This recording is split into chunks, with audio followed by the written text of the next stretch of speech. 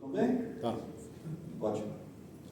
Vamos começar então. Vou começar me apresentando, sou o Felipe Requesiglio, sou engenheiro mecânico, especialista em máquinas térmicas. Vou falar um pouco sobre o nosso tema aqui, o papel do HVAC, na descarbonização.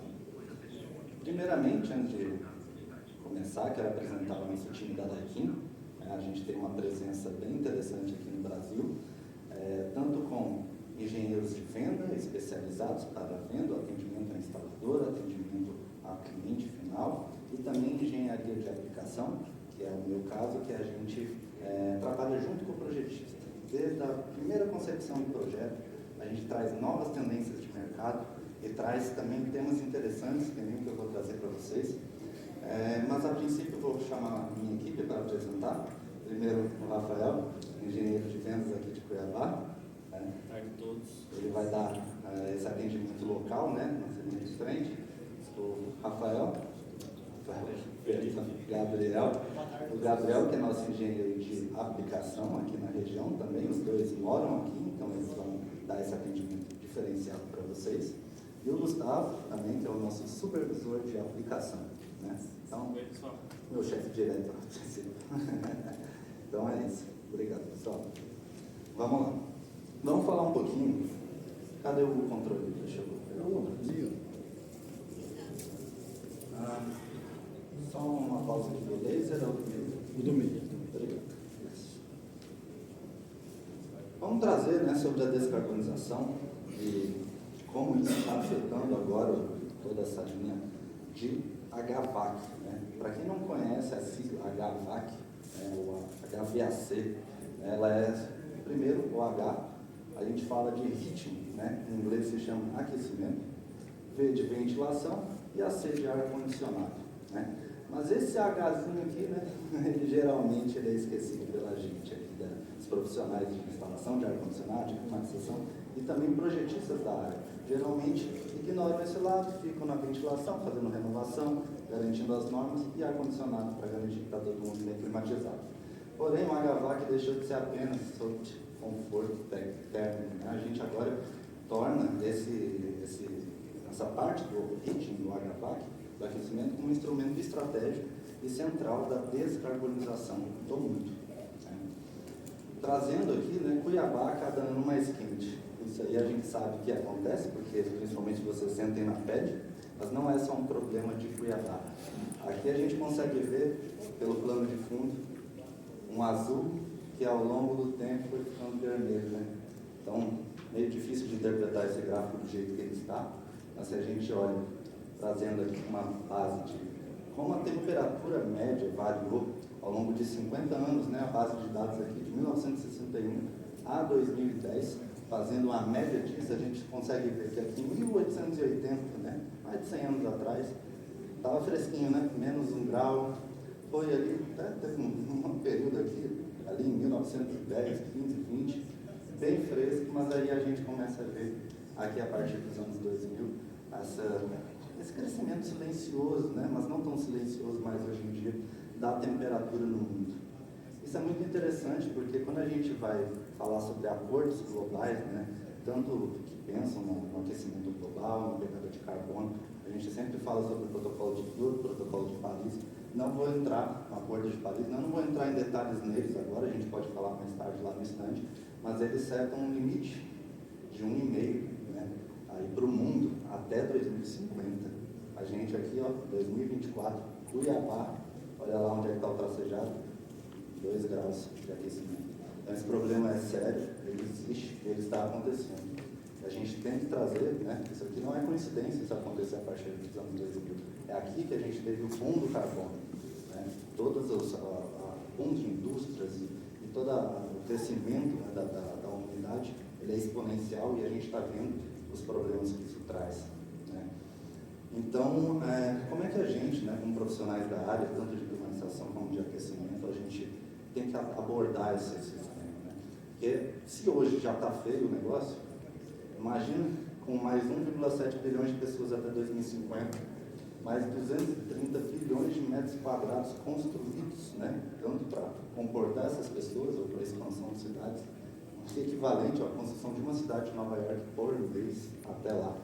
Então, o mundo se expande, mas quando a gente vai olhar, são prédios novos ou prédios existentes que realmente fazem a diferença nessa luta? 75% a 80% dos prédios, né, dos edifícios, já estão, que existirão até 2030, já estão construídos hoje. Se a gente extrapola para 2050, 70% já estão construídos. Então, a diferença de vencer essa luta contra a descarbonização não é só naquele nosso, a gente imagina aquele prédio novo, bonito, espelhado, com um monte de fotovoltaica lá, com toda aquela arquitetura. Mas a luta não está aí, a gente vai vencer a luta realmente naquele prédio que a gente todo dia, antes de ir para o trabalho, passa na frente dele e vê que aqueles prédios existentes é que vão fazer a diferença. Quando a gente fazer o retrofit, atacar a descarbonização deles, a gente vai começar realmente a vencer essa luta. Para a gente ter um embasamento, né, tanto como projeto, tanto como governos em si, né, a gente vai ter... Perdão, gente. A gente vai ter... Alô, alô? A gente vai ter, então...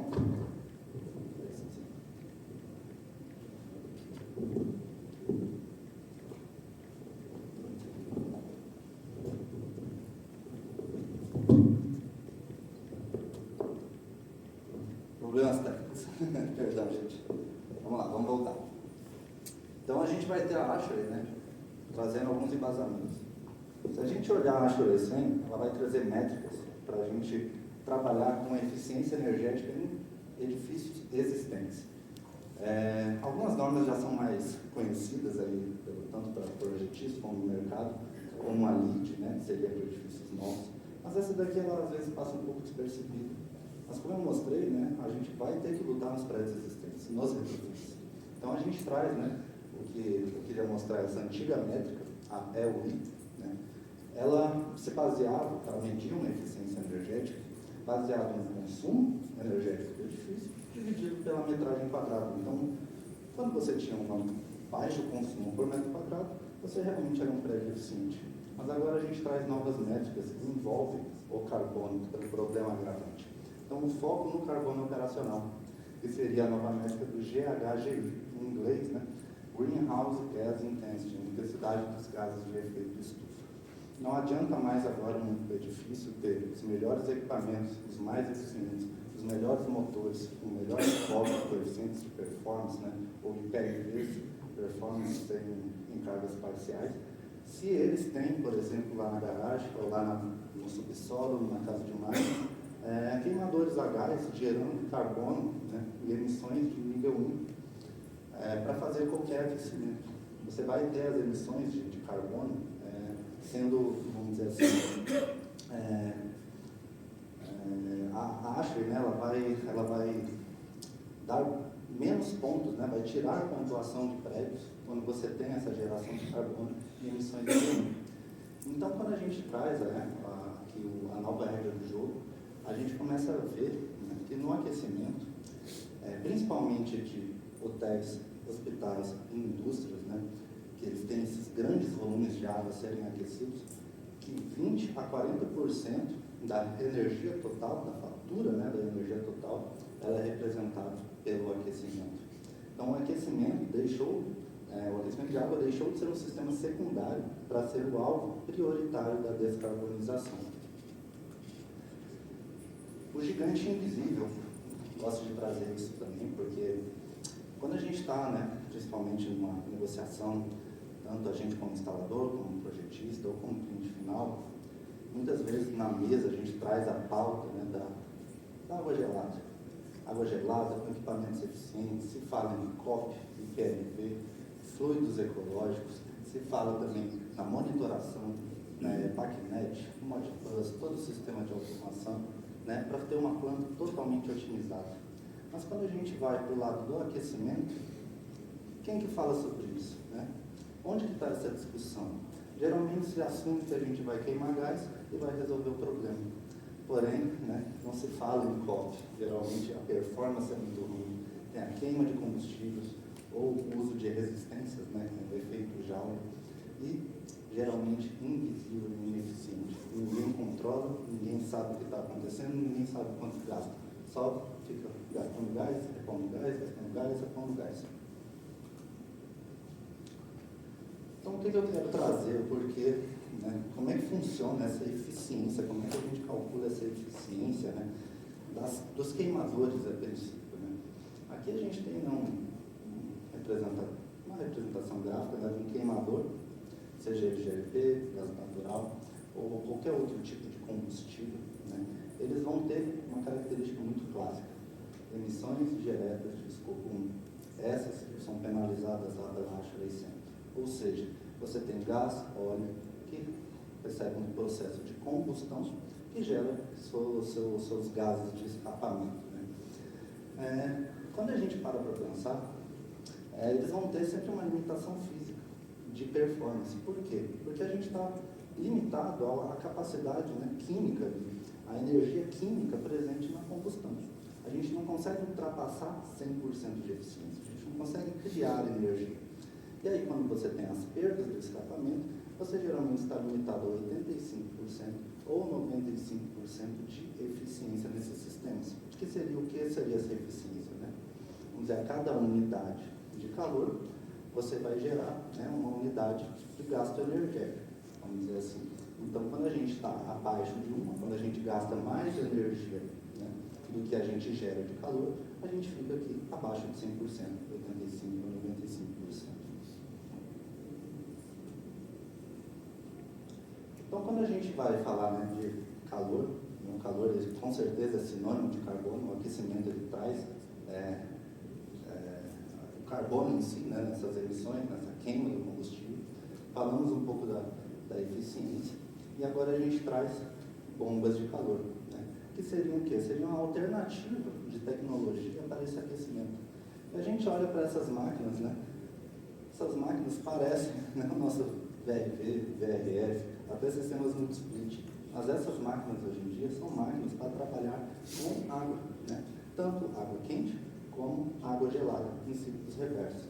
Aqui a eficiência é estranho, né? Eu falei para vocês lá que a gente não consegue passar de 100%, mas aqui a gente está com uma eficiência de 300%. Então parece conversa, né? Mas eu vou explicar já como é que isso acontece. A bomba de calor, ela não é algo novo para a gente. Quem já instalou um split, né, quem já mexeu com qualquer ciclo de compressão a vapor, que a gente chama mais tecnicamente, a gente vai conhecer o compressor, a gente vai conhecer o condensador, a gente vai conhecer a válvula de expansão e a gente vai conhecer o evaporador. Isso se repete. Isso aqui não é novidade para nenhum de vocês que já instalaram um ar-condicionado. A diferença está onde o calor útil está sendo entregue, né? Em vez da gente ir lá fazendo um ar-condicionado e resfriar o ar, né? Então a gente teve o evaporador jogando aquele ar frio, o condensador lá do lado de fora jogando aquele ar quente para o meio ambiente. Agora imagina a gente pegar, em vez de jogar o calor do meio ambiente, pegar a parte do condensador e esquentar a água, né? Então a gente consegue usar o lado do condensador como o lado útil para aquecimento e o lado do evaporador, então, ou seja, a máquina que ficaria do lado externo, agora vai assoprar ar frio. Muito semelhante, né, a um sistema quente e frio do VRT, vamos dizer assim. Porém, a gente está trabalhando com água, não é novidade. O que é que a gente ganha de benefício com isso, né? COP seria a performance, a eficiência, né? Esse é um termo mais técnico que a gente usa no ar-condicionado. O COP de 3 a 4,5. Se a gente volta na eficiência, isso seria 300% a 450% em plena carga, dependendo da temperatura do set point da água, temperatura do ambiente. Quanto mais quente o ar ambiente, maior esse número. E aqui em Cuiabá a gente sabe que faz temperaturas ambientes bem grandes. Então a gente consegue eficiências enormes aquecendo água e bombas de calor. Na Daikin a gente fornece apenas equipamentos com tecnologia inverter. É uma característica e uma política da empresa pelo controle e pela responsabilidade das emissões de carbono mundiais em todos os seus produtos vendidos. Então a gente consegue em cargas parciais, né, vamos dizer assim, nem sempre está o dia mais quente do mundo, nem sempre está o dia mais frio do mundo. Às vezes a gente está no meio do caminho. Então a gente consegue até 620% de eficiência na geração de calor da água. Então, eu expliquei para vocês lá, né, que a gente conseguia até 100% no caso da combustão. Mas por quê? Porque na combustão a gente está criando calor, a gente está gerando calor. Na bomba de calor, a gente só paga pelo frete, porque a gente só está bombeando o calor que já está presente no ar para dentro da água. Um sistema bem interessante. Quando a gente fala, né, já entendemos um pouco sobre a bomba de calor, que ela é bem parecida assim com o que a gente já está acostumado, mas muitas das vezes a gente vai chegar num hotel, a gente vai chegar num hospital e a gente vai ver aquele monte de aquecedor, boiler, caldeiras, etc. E a gente vai pensar, tá, vamos destruir tudo e botar algo novo? Trocar a tecnologia dos 100%? Acho que não faz sentido. Por quê? Porque a gente consegue fazer uma abordagem híbrida, né? Quando a gente tem aqui um gráfico, né, se a gente coloca aqui a carga principal do sistema, a gente pode usar um sistema de bomba de calor interligado ao tanque de água quente já existente e ao longo de toda a carga do dia, 90% da carga, às vezes até 100% da carga necessária, a gente consegue fazer tudo isso em verdinho com a bomba de calor.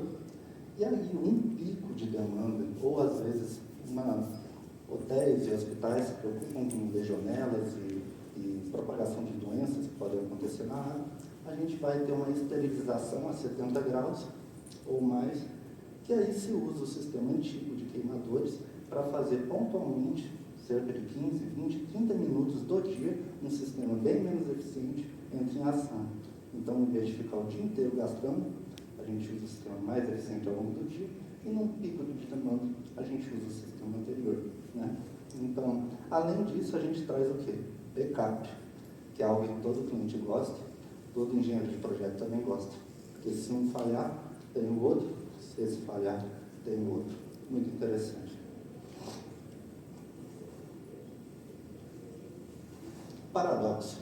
Esse aqui eu gosto de falar porque se quem lida um pouco mais com chiller, né, com sistemas maiores ou sistemas, às vezes vai num hotel grande, que nem o pessoal do Climatix ele mostrou algumas aplicações, a gente vê, né, que muitos empreendimentos eles vão ter um chiller, parafuso, condensação a ar ou condensação a água, independente, fazendo toda aquela climatização do ambiente, tirando todo aquele calor que já estava lá presente no edifício e assoprando de graça para o meio ambiente. E o paradoxo consiste no quê? Lá no subsolo, ou numa casa ao lado, uma caldeira, pagando tudo de novo, gastando dinheiro todinho de novo para jogar esse calor de volta. Qual é o sentido disso? Né? Não faz sentido nenhum. Por que a gente não aproveita esse calor? E o desafio não é mais, não existe solução, o fabricante não tem máquina. Não é mais um problema termodinâmico, não é um problema físico, é um problema de projeto. Isso a gente da DECIM, a gente traz, né, todo esse apoio de engenharia direto e aplicado para vocês, para melhorar desde a concepção. Um exemplo seria um chiller multipropósito. Aqui pela esquerda, tradicional, um chiller frio e um boiler. Por que a gente não usa um equipamento só? Um chiller 4 tubos, por exemplo, onde você vai ter, de um lado, gerando água quente, do outro lado, gerando água fria. E se você precisa dos dois ao mesmo tempo, por que não? Nesse lado aqui da direita, a gente consegue ver que é um chiller como se fosse 2 em 1. Ele tem tudo duplicado, compressor duplicado, evaporador duplicado, condensador duplicado, e ele consegue, com seus próprios controles e próprias automações, fazer esse jogo e ganhar uma performance incrível. Se a gente, então, às vezes não está ali vamos dizer assim, não quer mudar de chiller, a gente já tem um chiller parafuso, e só quer fazer um upgrade, para recuperar esse calor de uma maneira inteligente também, né?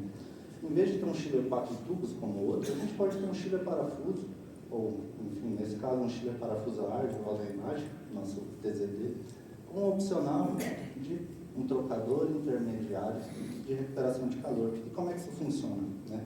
Lembra lá no compressor, condensador, evaporador, etc. O trabalho do compressor, né, é aumentar a pressão e, consequentemente, aumentar a temperatura do fluido refrigerante. Então, esse fluido refrigerante que passa aqui, sai daqui bem aquecido, ele pode, então, passar por um trocador intermediário, onde desse lado a gente vem com tubulação de ar e bombas que jogam toda essa água quente lá para o tanque de aquecimento. Então, você não precisa mais gastar todo o calor e jogar de graça. Você pode tanto parcialmente recuperá-lo, ajudando o seu condensador, ou fazer uma recuperação total, que aqui no nosso ciclo de pressão e entalpia, sugerido, né, num caso mais ideal, a gente teria toda a condensação sendo realizada aqui, e esse ventilador acaba sobrando ar frio. Então, né, voltando um pouco ali sobre a ASHA, não adianta nada a gente ter um melhor produto, ter toda essa questão de eficiência de placas de recuperação, se a gente não tem uma operação e uma manutenção pensada e inteligente. Tá? Então, a gente pode ver, né, que existem alguns vícios de mercado no aquecimento, como usar temperaturas excessivas, como 70 graus. Isso vem muito da questão que a gente está mais de séculos usando aquecimento via combustível, queima de combustível. Né? Então, quando a gente traz, né, para pensar que eu vou usar num hotel ou num hospital. Eu vou tomar banho, mas eu não vou tomar banho a 70 graus. Isso aí ia queimar a pele de qualquer um. Temperaturas de banho estão ali 42, 45 graus. Então, a gente consegue diminuir temperaturas de set point que vão melhorar a eficiência, controlar isso de uma forma inteligente. A gente consegue fazer, por exemplo, recirculação sem controle, é outro ponto de desperdício, que seria o sistemas 3 tubos. Não sei se todos estão muito acostumados, mas quando a gente está, às vezes, num chuveiro, a gente abre a água quente, sai água gelada, chega só uma hora que sai água quente.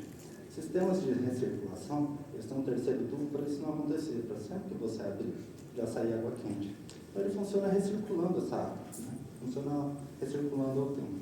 Mas, assim, tem lugares, né, onde isso não existe nenhum controle, nenhum comando, e essa bomba fica lá gastando energia, recirculando sem parar.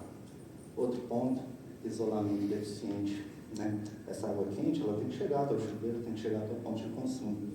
E para isso, às vezes, quilômetros de tubulação.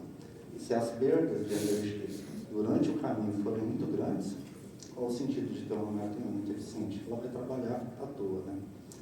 Então, a gente tem que tomar o cuidado com o prédio, né? Não desperdiçar energia dessa maneira. Então, vamos trazer um pouco, né, rapidamente sobre dinheiro.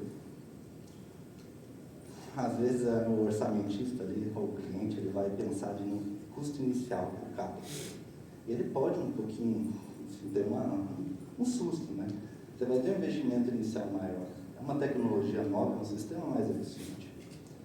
Porém, quando a gente fala de OPEX, né? OPEX seria um custo de operação no ciclo de vida, ao longo da vida do equipamento, a gente consegue ter economias de 60% a 70% na conta de energia, né? E na conta em si da manutenção. É muito mais fácil você trabalhar com bombas de calor do que com sistemas mais perigosos de queima. Então, a gente pode ver um custo no tempo. Bombas de calor começam inicialmente com um CAPEX maior.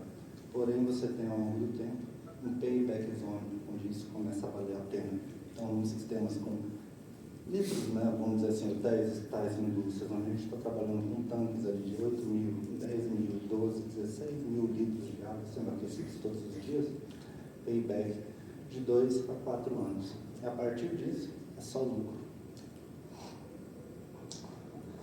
E às vezes, né, a gente, tanto o projetista, tanto na concepção inicial, a gente não leva em consideração os custos ocultos, né, que seriam custos como mitigação de riscos. Então, um sistema que não tem mais gás encanado, que não precisa mais fazer algumas certificações, algumas inspeções, laudos de estanqueidade e também pensando no lado do seguro, né? Que seguradora não vai adorar quando um edifício tira toda aquela parte de combustão, toda aquela queima, todo aquele risco de incêndio que está lá com uma bomba relógio, né? Certificações, então, usar bombas de calor eleva sua pontuação para conseguir certificações LEED, praticamente de forma imediata. E real estate, né, que seria a parte ali, quanto mais net zero ready, que chama, né, quanto mais preparados para uma emissão zero de carbono, melhor, mais esses edifícios vão atrair inquilinos que se preocupam, né, com a descarbonização, que está cada vez mais frequente nas multinacionais, e também possuem uma menor taxa de vacância. Então, eles conseguem ganhar, né, de forma oculta, diminuir esses custos ainda mais. Então, trazendo isso, né, eu quero mostrar para vocês, né, a evolução da tendência do mercado. A gente tem, né, no passado, o engenheiro, o instalador, o profissional da área se preocupando só com o conforto, se está frio demais ou não. Agora a gente está no presente, trazendo a energia. Não somos mais só engenheiros de ar-condicionado, somos engenheiros térmicos, engenheiros que se preocupam em toda a fonte de energia. Nenhum desperdício mais será tolerado, né, à medida que os anos vão se passando até 2050. A gente tem que se preocupar que, quando a gente faz toda essa parte de conforto, a gente gera um resíduo. E esse resíduo pode se transformar em combustível do aquecimento. E com isso, né, no futuro, nós, profissionais da área, vamos ser os principais agentes da descarbonização. Então, aqui antes, né, focado estritamente em conforto, e agora o engenheiro HVAC é um agente de descarbonização. Então, trazendo aqui, né, que o futuro ele é integrado, né, não se pode mais ver como climatização e aquecimento como ciclos independentes. Agora tudo é um ecossistema só. Né? Então o futuro do HVAC não é apenas ser mais eficiente, é ser mais limpo, mais integrado e mais inteligente. Né? Então quem entende de refrigeração, entende de calor, isso a gente sabe. E quem entende de calor vai liderar essa descarbonização dos edifícios. Isso aí, pessoal. Finalizo aqui minha apresentação. Gostaria de abrir um espaço para dúvidas, né, para conversa. Às vezes eu entendo que a parte de aquecimento não está no dia a dia de todos aqui, isso é uma realidade, mas a Daikin ela tem vamos dizer assim, essa política, né, de trazer discussão, trazer essa roda de conversa para a gente ir evoluindo tanto como profissionais, como ir acompanhando o mundo, né, porque o Brasil nem sempre é o primeiro país que puxa a tecnologia, mas já está acontecendo no mundo, e a gente está trazendo isso para vocês se prepararem para o futuro. Né? Então, seria isso, pessoal. Alguma dúvida? Compatível com sistemas mais antigos. Você consegue fazer Como essa compatibilidade de sistemas antigos? Eu consigo instalar isso em sistemas mais antigos. Sim. Imagina, né, a dúvida era se existe a compatibilidade, né, com sistemas mais antigos. Se a gente olha, por exemplo, um hotel, né, o hotel ele vai ter um reservatório de água, com aquecedores de passagem. Isso é clássico.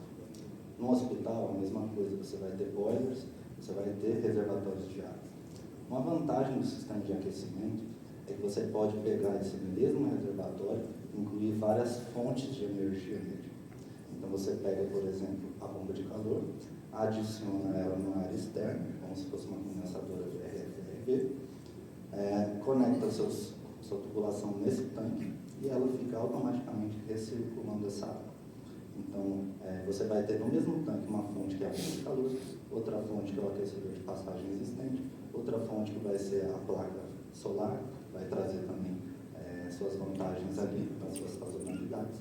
Então você consegue integrar dessa maneira, né? Você não precisa destruir o existente para adicionar o novo. Você só acopla um anexo e começa a usar ele preferencialmente pelas vantagens de eficiência.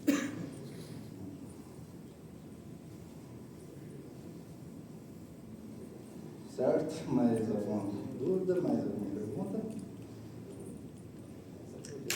Isso aí.